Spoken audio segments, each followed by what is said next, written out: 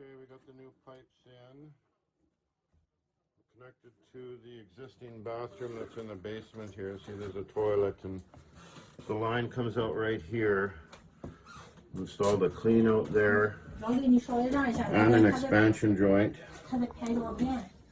And then we got a 3-inch floor drain with a P-trap. And we put a laundry drain in. And also new water line, you can see there, with a new valve and a mainline backflow valve. So we're just getting ready to backfill everything and put the concrete down. We're just trying to